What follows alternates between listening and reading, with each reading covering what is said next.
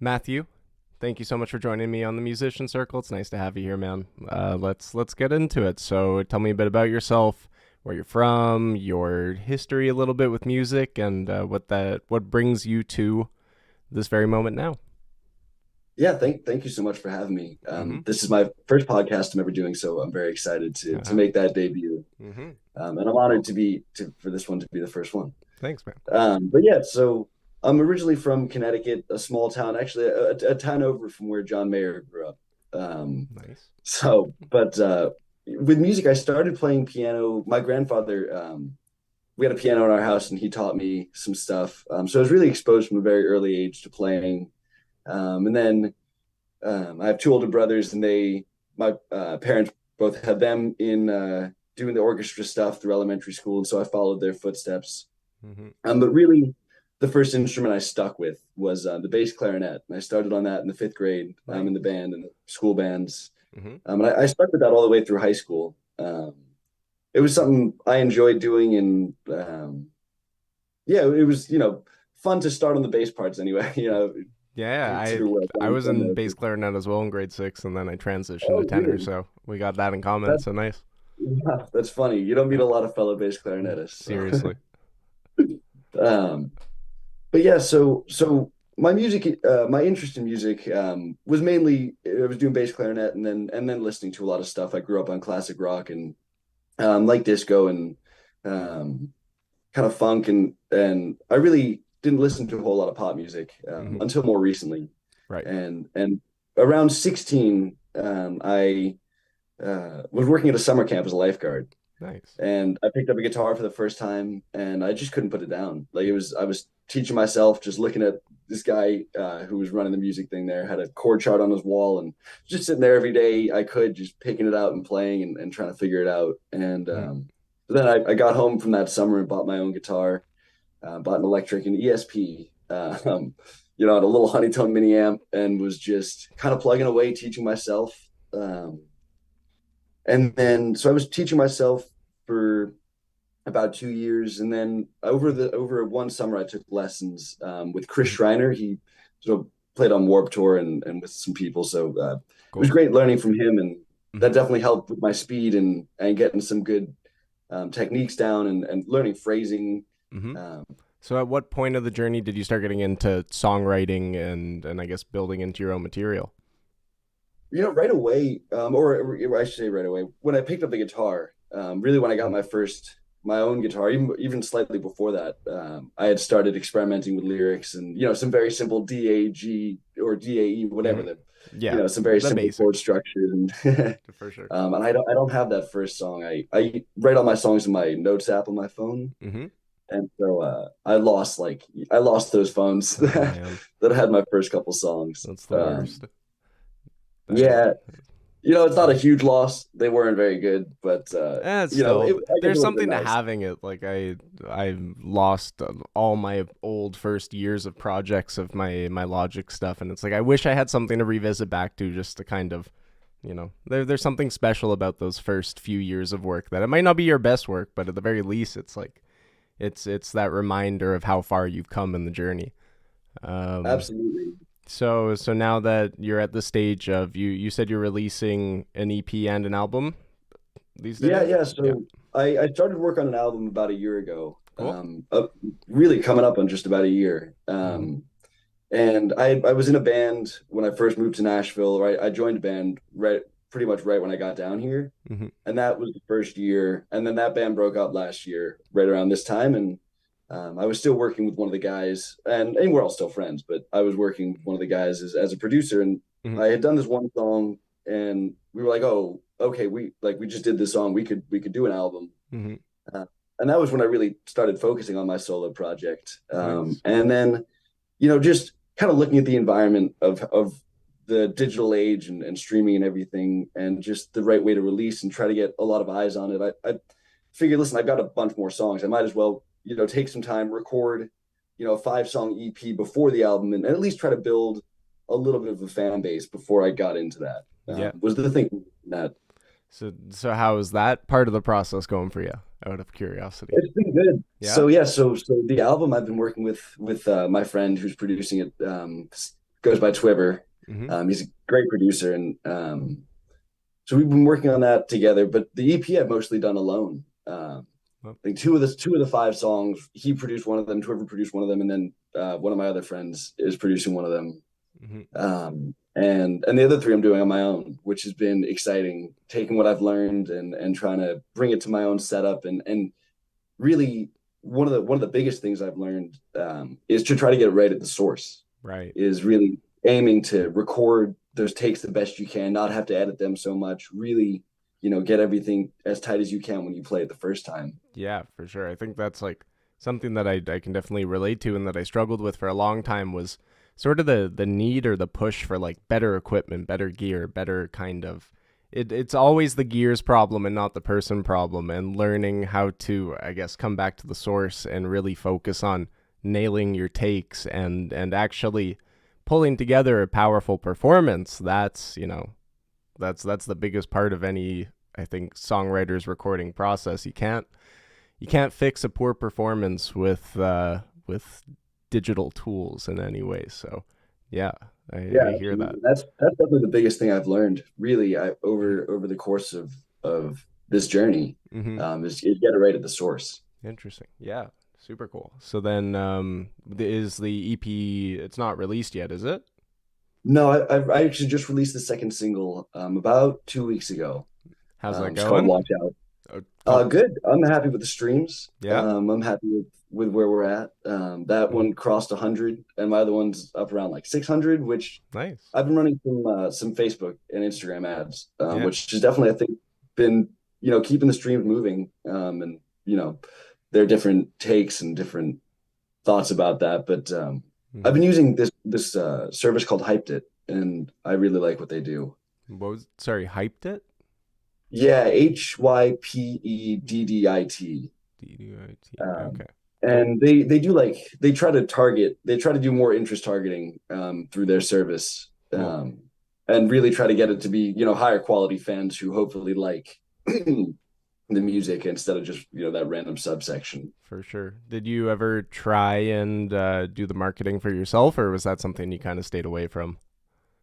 Yeah, it's definitely something have stepped up my game in, the organic part of it. I did a music video for my first release. It was called Sunset on the East Side. Nice. I did that music video and really happy with the result of that. And it's gotten some views, but again, yeah, just in the marketing and the organic marketing part, and then just posting more, just trying to come up with more ways for people to see. But it's definitely not something I feel so confident with. So Yeah. it's always No, it's hard, man. It's like even in the pursuit of this podcast, and I mean, I've been sort of working on my own music and business and brand and everything, like music for 10 years, this sort of studio business the last two, and like finding your audience and knowing who you connect with and figuring out how to connect with them in a way that's organic and isn't forced, and then finding the right communities and putting yourself in those communities. It's a really difficult process. Like, it took me 2 years to figure out that the people that I connected with the most were musicians. And that's funny because I'm running a studio brand, but just sort of sometimes when you're the only person that's in it, it's like it's so difficult to almost bring yourself down back to earth and ground it in and find your space. It's yeah. No, there's not enough proper credit given, I think, to people who are doing the work to find their niche and really putting in the effort. It's not an overnight thing. So kudos to you, absolutely, Matt, for putting in the time and the effort, and also just putting yourself out there. It's thanks, man. I appreciate it. yeah.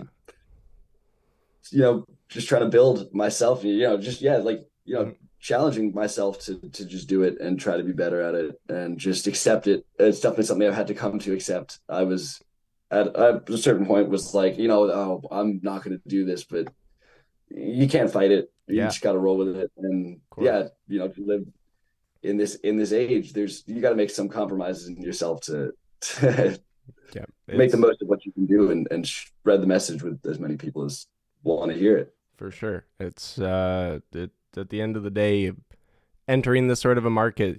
Most artists want to just make for themselves, which is absolutely a way of creating. But, if you want to create a commercial living, then there's absolutely a balance between what you want and what an audience wants, and knowing how to sort of put your ego aside and create for the purpose of, building a career out of it. There will come a time where, if you are, when you are in your space of having a fan base and a foundation beneath you, that you can experiment and get into more.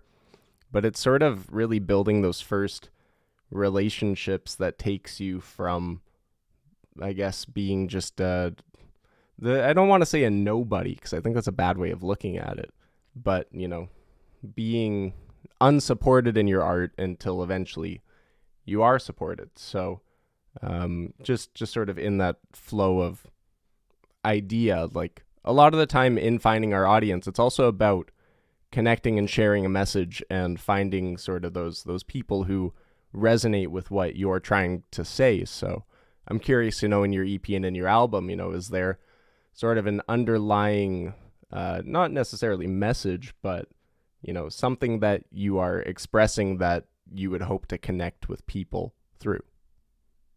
Yeah, absolutely. Mm-hmm. In the EP, it's more song to song Mm-hmm. based. Each song is kind of its own entity and is saying its own thing. Mm-hmm. A lot of it has to do with just the strange world we live in. A lot of the EP kind of just focuses on things of like, why do I not feel like I connect with this, or like, Mm-hmm. why don't these things fit? And a lot of the album is has a lot more of a thread through it, Mm-hmm. thematically. Not every song necessarily, but for the most part, it's dealing with um, celebrity culture and the just the world, again, the world that we live Mm-hmm. in terms of um, the fear of like constant apocalypse that we're shown in the media, and Mm-hmm. again, there are a couple songs that deal with like celebrity culture and everyone wanting to be like famous on the internet and get their 15 minutes and extend it, and or their 2 minutes, as it Yeah. were. Yeah, And basically. And um, so, and then there's always those feelings of like, I wrote a lot of it during COVID and right after COVID, and so mm-hmm. loneliness is in there. There's symptoms of feeling disconnected. Yeah, Um, but yeah, I would say I have a lot of extrospective uh, influence. Definitely trying to analyze the world around me and make sense of it, and try to distill it into the way I see it. for sure. So what is, I mean, on that note, what's the way that you see it? If you can kind of, maybe it gives me a bit more of an idea of, the project and what you're trying to say as well. Yeah, yeah. I was watching a video about someone talking about the way we live in like hyper reality, where we're so connected that we're unable to almost process the level of reality that we could be in, and it's just so go and um, unfocused. Really, Mm-hmm. like everyone's in their own bubble and can get everything but disconnected. And Right. so a lot of the music really is trying to break out of that and say like we should be connected. Like, don't worry so much about all this other stuff.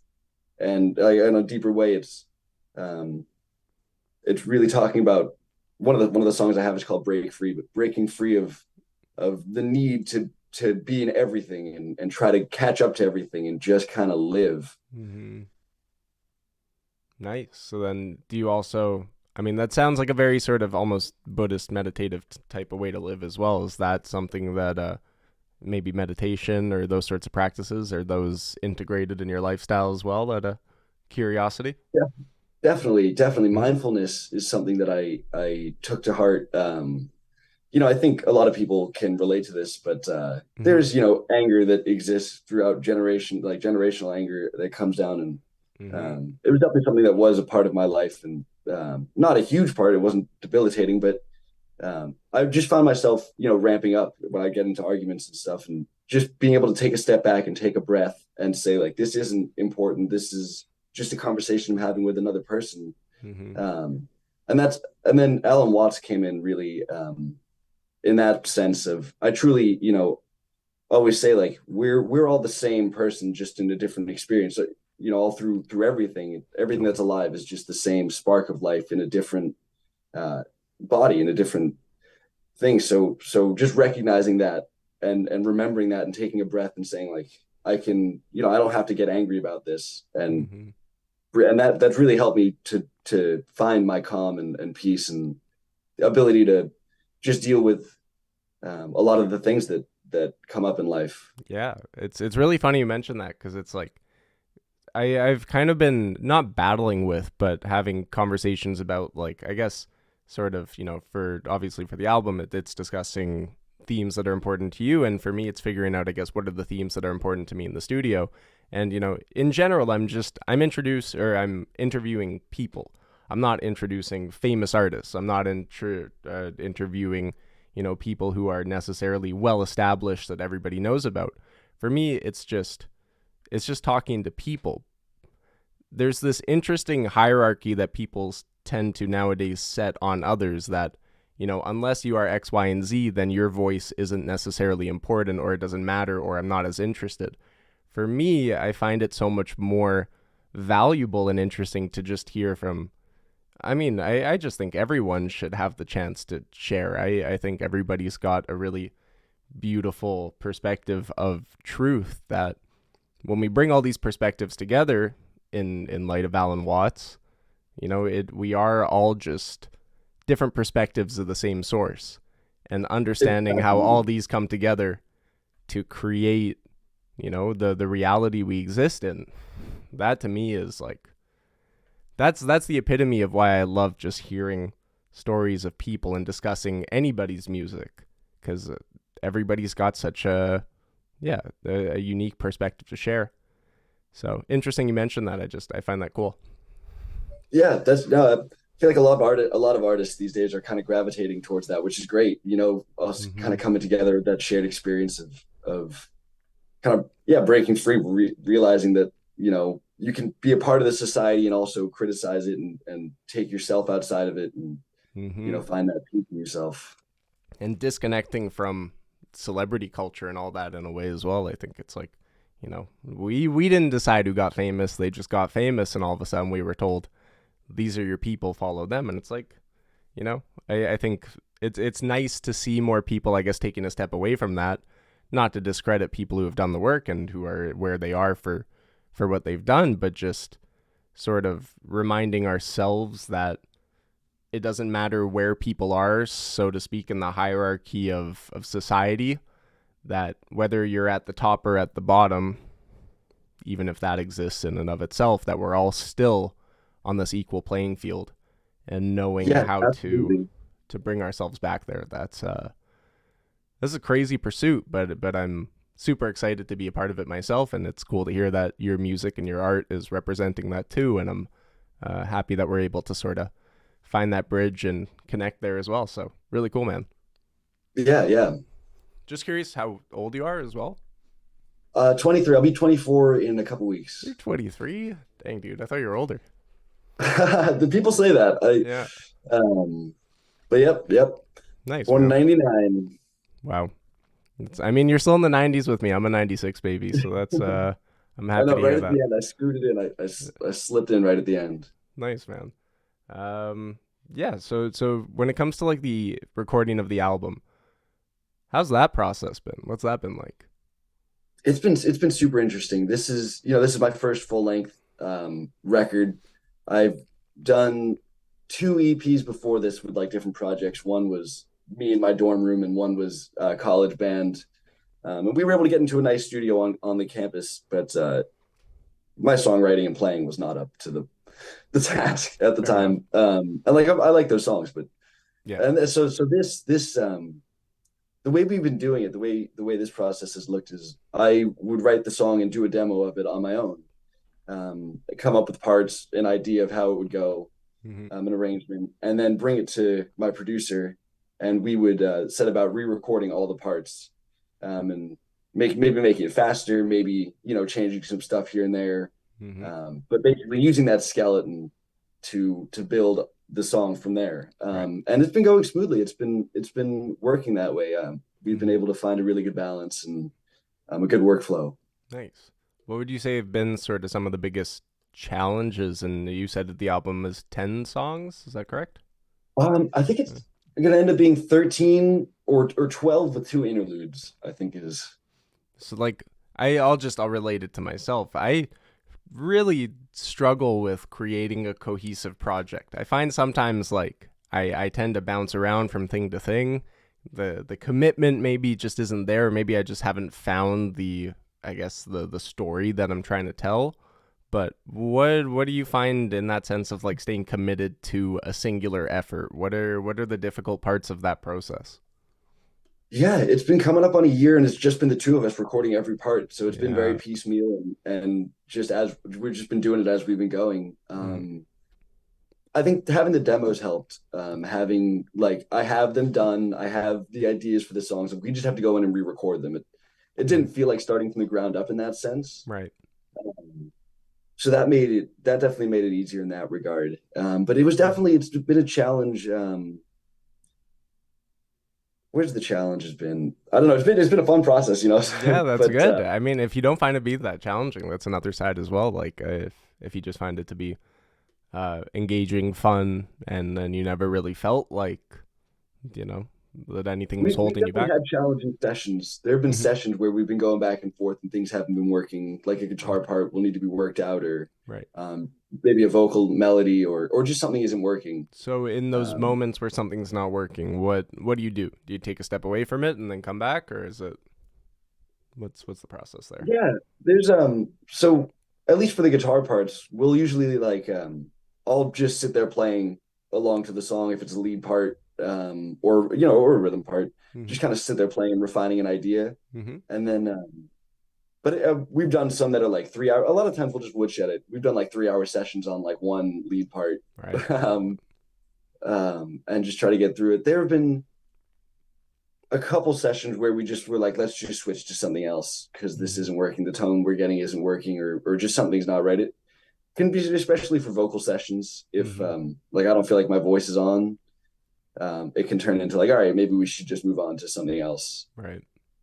Which I think is like a difficult thing for some people to do is, if something's not working, a lot of people might take that very personally. I think being able to take a step away from, what isn't necessarily working to do something else and then come back to it is it's just as much a part of the creative process as anything. And distancing ourselves from the overly critical attitude of ourselves is yeah, it's necessary in order to really it helps us build a thick skin for one, but it also, if we get too fixated on everything we're doing wrong and incorrectly, then it's a sheer path right into negative self-doubt, self-talk, and too much of that nowadays. Let's just say that.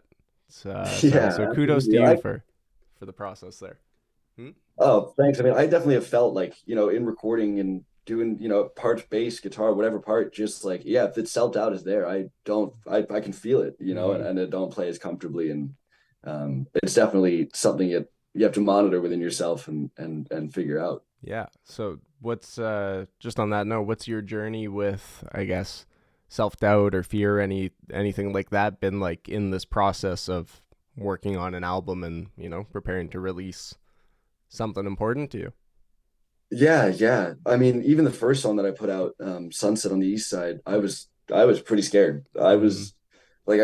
It was the first thing that I was putting out that I was like just me and that I had done um and that I was really trying to promote and get ears onto. Mm-hmm. Like this stuff I'd released before, I just released it and I didn't really care where it went. I was just doing it to do it. Mm-hmm. This stuff I was like, all right, I'm trying to get people to listen to this. I'm opening it up to criticism. I'm, really trying to put myself out there and Mm-hmm. um, but I think again, going back to that mindfulness stuff, it wasn't as bad doing it. It's that anticipation and the fear of what might happen, and then you fall into it, and it just becomes like, oh, okay, I didn't get on this playlist, so it's not the end of the world. There's more playlists, and Mm-hmm. just kind of bouncing back and just not, yeah, just I think one of the things I liked that I heard from somebody was you can't, you don't listen to the good ones, don't listen to the bad ones, just don't, just make it, and if you liked it, that's the best you can do. Right.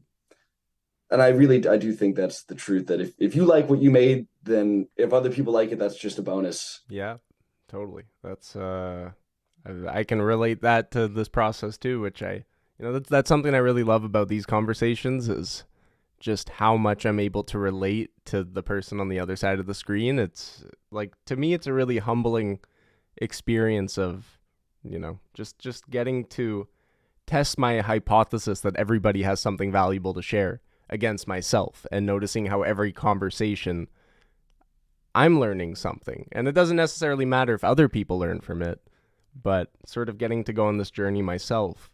It's exciting for me, and it shouldn't necessarily matter if others gain the same sort of I don't know, not necessarily knowledge or wisdom, but just if they gain the same sort of experience and understanding that I get from it.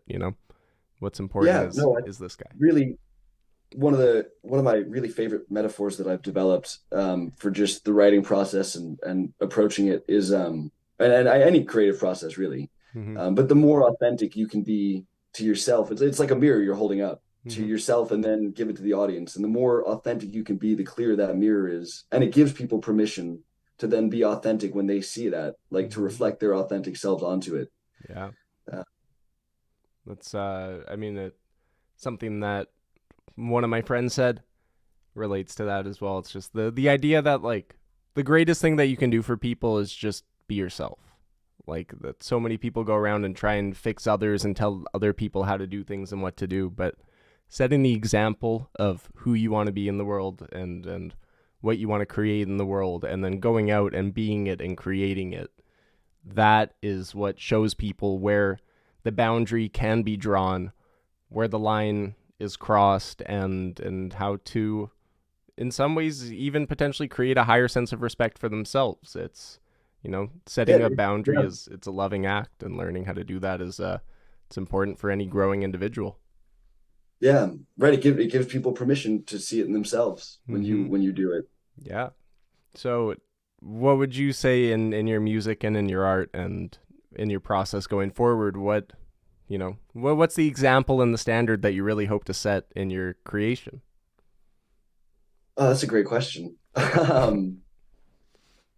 Really, it is about that. It's about expressing what is true to yourself and Mm-hmm. not being afraid to call out the things that you see are wrong. I have a song called Big Jim Runs for Office that's on the album, and it is a pretty widespread, overarching what's the word I'm looking for? Opposition just Sure. to the current politicians and the way that they are willing to sell their souls, and the Right. current system that we have, and so really it really is just about giving people permission to speak their minds, that Mm-hmm. don't be afraid to say what's on your mind, and be who you are. Mm-hmm. And I know that almost sounds cliche, but I that is definitely a big message in what I'm trying to do. Yeah, man. It's I always like to say that cliches are cliche for a reason, and it's Yeah, they've been said so many times because they're applicable to so many different scenarios. So absolutely, shine your light, be who you are, and share your uniqueness with the world, because that's what inspires others to do the same. So kudos to you, Matt. Nice work.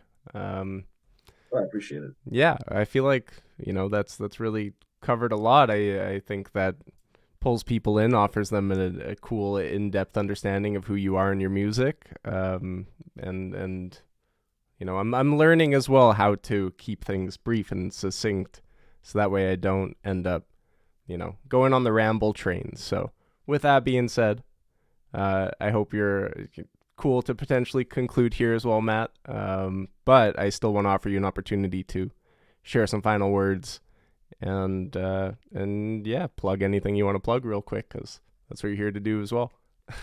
Thank you very much. Thank you. Yeah, thank you again so much for having me on. And this has been a great conversation. I've really enjoyed talking with you, and getting another person to know.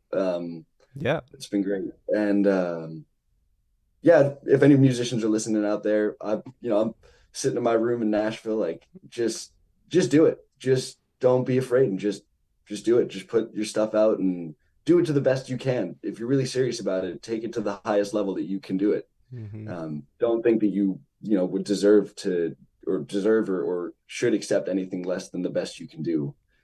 Um, and yeah, thank you again so much for having me on. No problem, man. Great words, great wisdom shared. Really appreciate your time. And yeah, everybody check out Matt's music. I'm looking forward to hearing the EP and the album out myself. I will get any other links and stuff, throw it in the description for you, so it'll all be down there. And otherwise, take care, man. Let's keep in touch. Absolutely. Thank you so much. Of course. Enjoy your day. All right, have a good day. Yeah. See ya.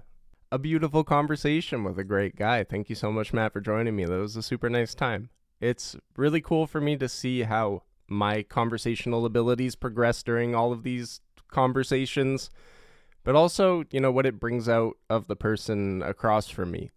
It's funny how, I guess, the more I'm open to being vulnerable, the more it creates that safe space for another person to be vulnerable.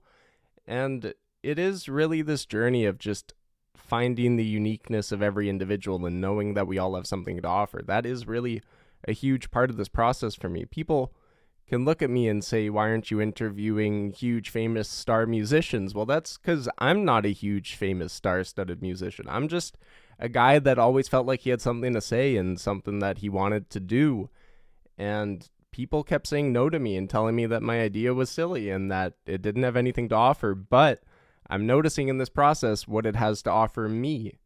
And if I'm the only person that gets impacted by this, then I'm doing it for me. And I guess that's a lot of what I've had to learn in this process as well. So, thank you so much for tuning in. My name's Aiden. This is Studio Raphael. Super grateful to have you here. This is a musician circle. I've got some other ideas I want to pursue here as well. Other ways to elevate the voices of community and people and musicians and artists and creatives who haven't otherwise had a chance to share what they have to share. We've all got something unique in us. We've all got that spark. We've all got that light. Giving it a chance to shine, that's really what I want to do. So, yeah, thanks again. And hopefully I'll see you around the studio sometime. Take care.